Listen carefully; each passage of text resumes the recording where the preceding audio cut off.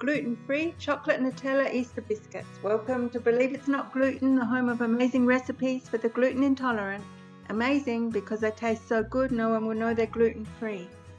These taste decadent and chocolatey and are a wonderful homemade Easter treat with the Nutella, the crunchy chocolate biscuit, and of course chocolate.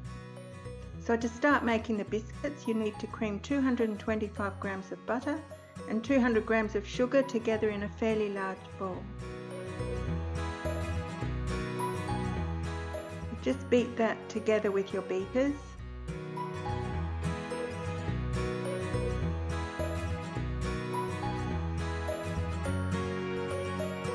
It does take a while to get it pale and creamy.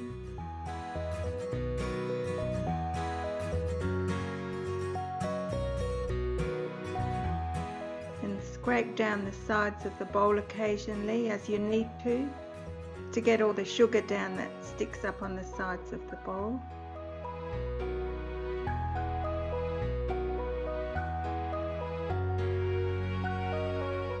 This is the worst part of the biscuit making. The rest of it's much easier than this.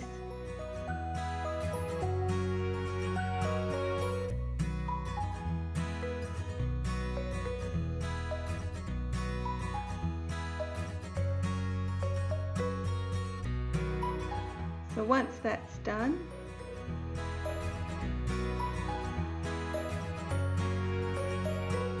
add 1 egg and 2 teaspoons of vanilla and beat it well again.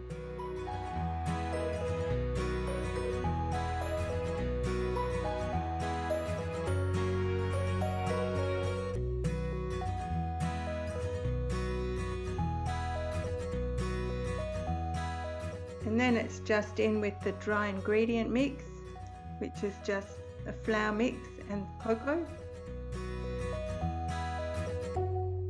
I did think after I did this that it'd be much better to add the flour mix in about 3 lots and gradually beat it in so you wouldn't have the flour flying around your kitchen like this. If you're using a stand mixer, it doesn't make quite so much mess. This is quite a big mix of the dough, so it is a bit difficult with the hand beaters, but certainly still very doable. So just beat with the beaters to mix it fairly well, and then use a spoon to finish the mixing. As you can see, it still looks pretty crumbly, but that's how it should be. And then you can use your hand at the end to bring it all together into a ball of dough. And that's it really. It's very easy to make. It's also a really nice dough to work with when rolling out. It doesn't crumble or stick or anything. It's like working with Play-Doh really. So just bring it together with your hand and then give it a small knead on the bench just to get all the crumbs in.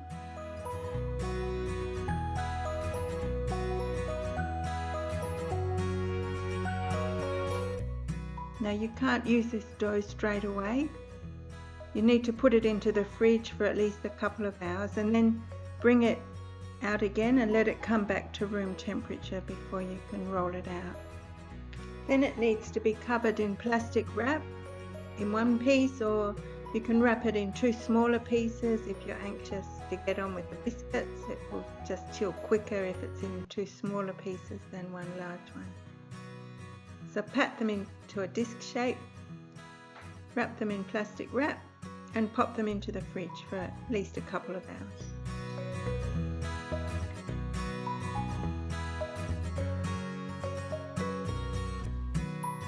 Then once it comes out and comes back to room temperature, you'll find it's gone a bit crumbly.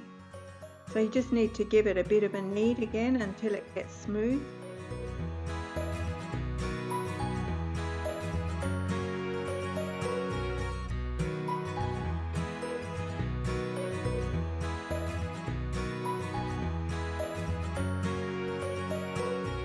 And once that's done, it's ready to roll out.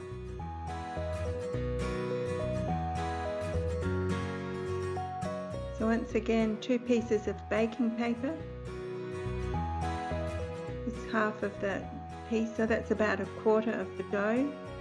Squash that into a rectangular shape. Try and smooth the edges so you don't get a whole lot of rough edges when you roll it out thinly. Cover it with the other piece of baking paper and then roll out as much as you can until it doesn't really roll anymore. That's a sign it's sticking to the paper too much to roll, so you just need to release the top sheet of paper, turn it over and release the bottom sheet, and then you can roll again.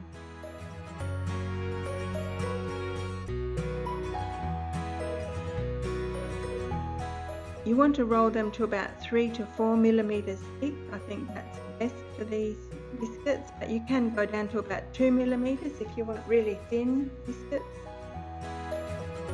And once you're getting close to the thinness you want, if you have a couple of rulers or guides that are the thickness you want, put one on each side, and then that makes it all so much easier than worrying about trying to guess and get all your biscuits at the same thickness.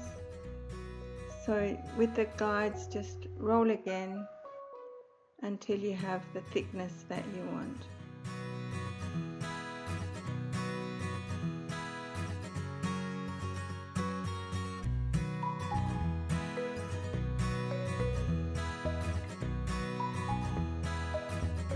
And once that's done, you can use your biscuit cutter. If you have an Easter egg shape, that's good. Otherwise, just use a circle cutter.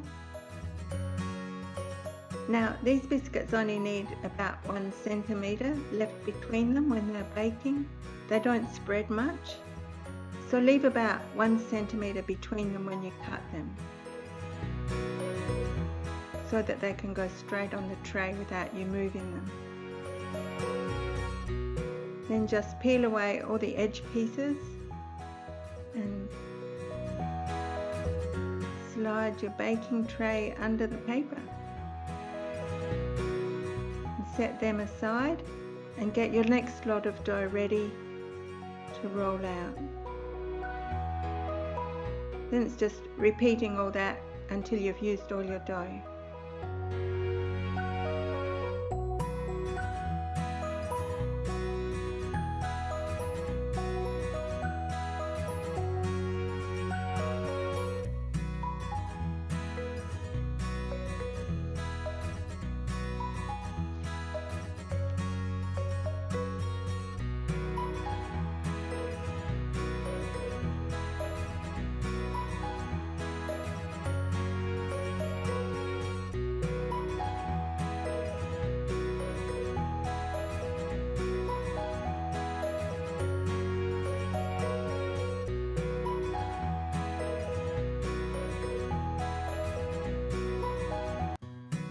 And once you get to the end bit with all the scraps put together, cut the shapes as close as you can, and then you can use these to fill up any gaps on your trays. Then they go into the oven for about 10 to 15 minutes. So here they are when they come out of the oven. You can either leave them on the tray to cool or move them to a cooling rack. And then the next step, the Nutella and the chocolate, once they're perfectly cold. So put the cooled biscuits onto a tray with some greaseproof paper, and then put about half a teaspoon of Nutella on each biscuit.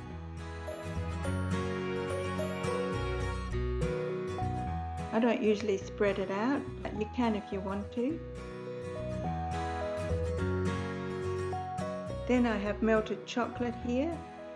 I have half milk and half dark chocolate, and I melted it slowly in the microwave, just 20 seconds at a time at first, stirring in between, and when it was half melted, and I went to 10-second bursts, just to be careful that I didn't burn it. So just pop your biscuits into the chocolate, drizzle the chocolate over the top until they're well covered, then lift them out with a fork, give them a little time, and tap them to let the excess chocolate drain off. Then wipe the bottom of the fork on the edge of the bowl and put them back onto the paper.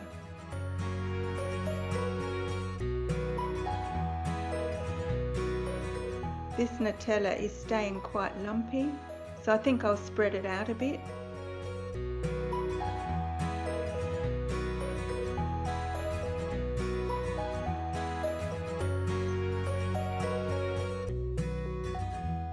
I think it depends on how warm the temperature is, how everything behaves.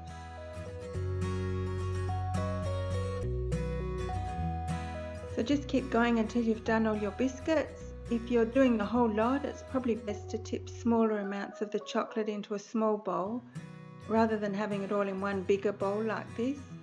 If you make a mistake and drop a biscuit in upside down, which I have done, and some of the Nutella gets into the chocolate, it will stop it setting properly. They'll still taste fine, but everybody will get very chocolatey fingers as they eat them. So it's better to have that happen with just a small bowl of chocolate rather than mess up a big bowl. And when they're done, they go into the fridge to set. Once you get to the last ones, it's a bit harder to work with, so with the last part of the chocolate, I usually dip in biscuits with no Nutella on them, because you can just stir them around in the chocolate to get them covered, and you don't have to be neat or anything or worry about the Nutella falling off. I think I actually like these biscuits better than the ones with Nutella, but I might be the only one who thinks like that. So into the fridge to harden up. And here they are when they come out of the fridge. You can leave them like this, or if you want to decorate them a bit, get some melted white chocolate. Pop it into a small plastic bag.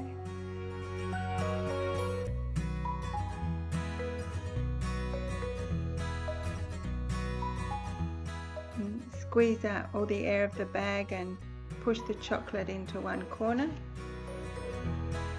And then cut a tiny hole in that corner. You can either do thin lines of white chocolate backwards and forwards like this, or thicker squiggles on separate biscuits. Then back into the fridge. It does make a lot of biscuits, so you can just do half if you prefer and keep the other biscuits for another time. So here they are, a totally delicious Easter treat for your gluten-free family or friends. Give them a go. Everyone will love them. Please visit the blog for the full recipe and plenty of tips so that you can make this successfully yourself. If you like it, please subscribe to our channel below and give us a thumbs up. And please share our videos as much as you can. Thank you for watching, and believe it, it's not gluten.